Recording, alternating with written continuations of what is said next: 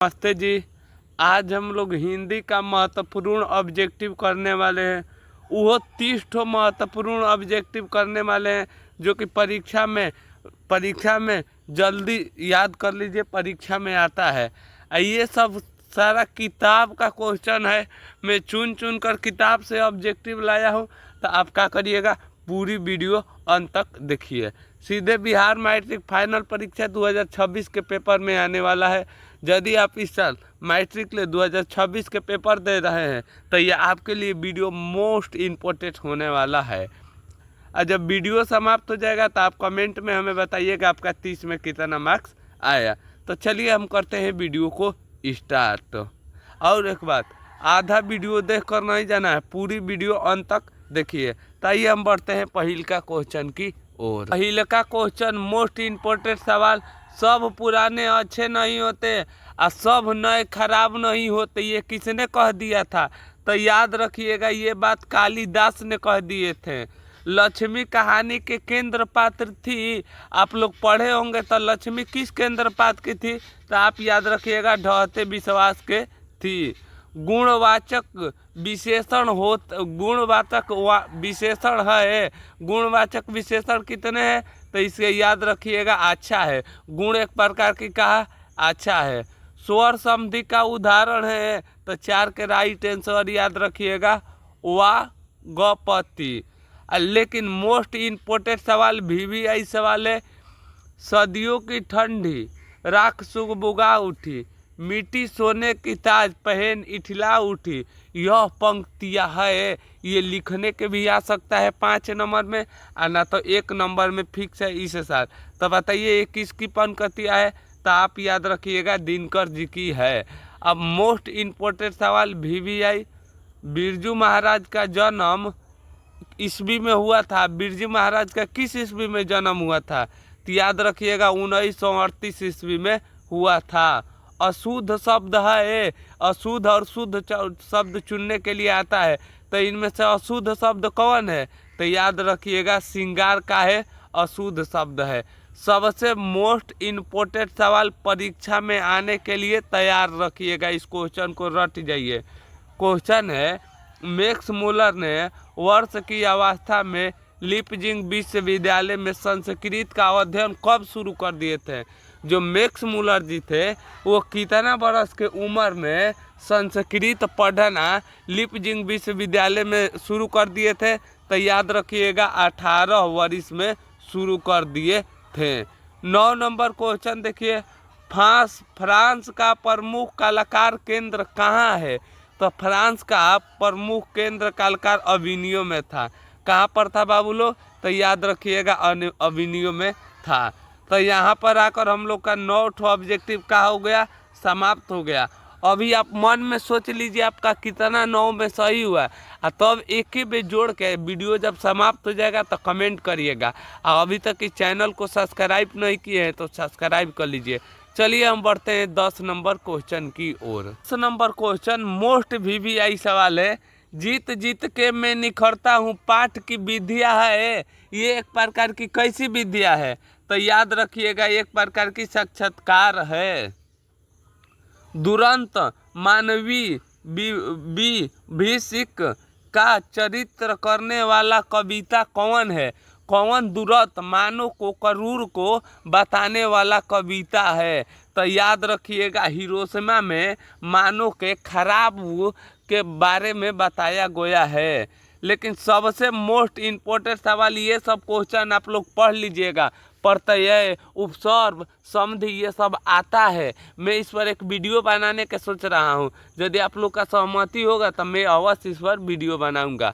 देखिए, अधर्म में कौन सा उपसर्ग है?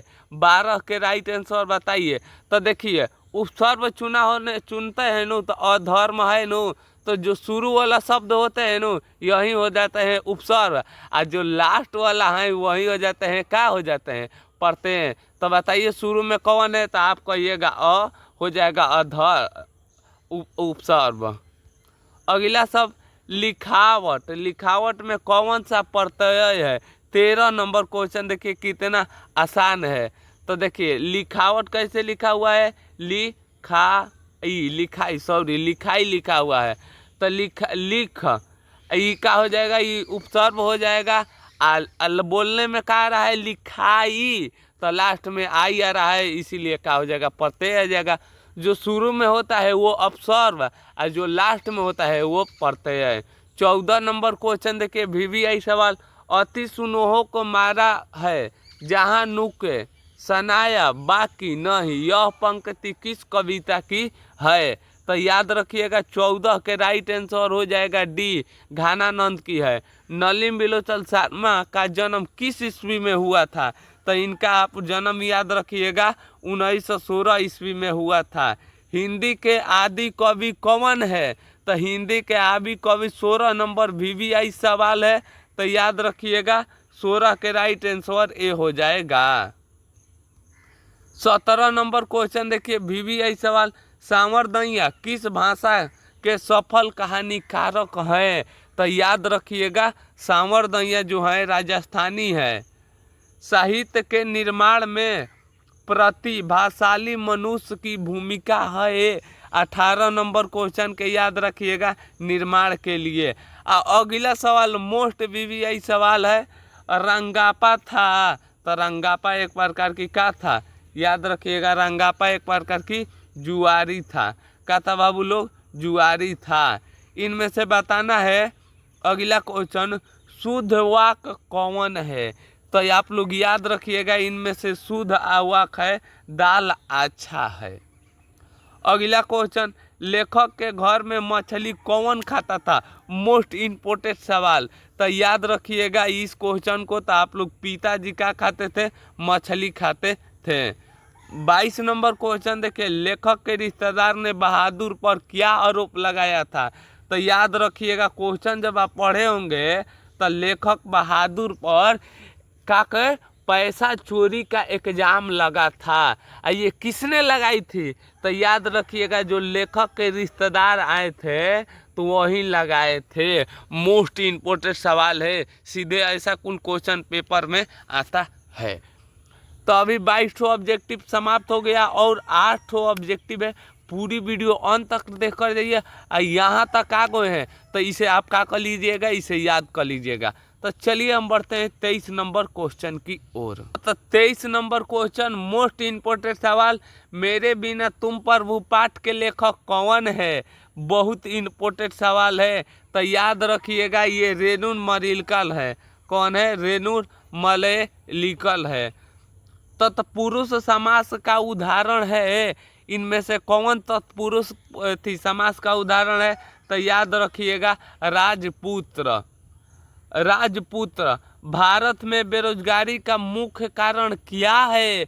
मोस्ट इम्पोर्टेंट 26 नंबर क्वेश्चन को याद रखिएगा। तो क्या है? आप कहिएगा अशिक्षा है। भारत में बेरोजगारी का क्या शब्द है? अशिक्षा है। इनमें से बताना है कौन शुद्ध शब्द है। 27 के राइट आंसर। तो आप कहिएगा इनमें से शुद्ध शब्द है अभिलाषा। क्या है? अभिलाषा। अगला क्वेश्चन VVI सवाल, घानानंद कवि थे, तो एक याद रखिएगा घानानंद कैसे कवि थे? तो याद रखिएगा रिक्त मुक्त हैं। जन्म से थी पागल, जन्म से कौन थी? तो याद रखिएगा जन्म से पागल मंगू थी। लेखक को मछली खाने से किसने मना किया था? मोस्ट इम्पोर्टेंट सवाल, इस क्वेश्चन को ध्यान रखिएगा। तो उनकी माँ क्या कही थी? बेटा मछली नहीं खाना है। तो इनका माँ जी क्या कही थी? बेटा मछली नहीं खाना है। तो यहाँ पर आकर हम लोग का 30 ऑब्जेक्टिव का हो गया, समाप्त हो गया। अब आपका बारी है, आपको कमेंट में बताना है आपका 30 में कितना मार्क्स आया। चलिए तब तक ले मिलेंगे एक और नई वीडियो के साथ। 30 में आप अवश्य कमेंट में बताइएगा आपका कितना मार्क्स आया। अब वीडियो कैसा लगा आप अवश्य हमें बताइएगा। और अभी तक चैनल पर नए हैं तो चैनल को क्या करिएगा, सब्सक्राइब कर लीजिए, लाइक कर लीजिए। जय हिंद दोस्तों, वंदे मातरम।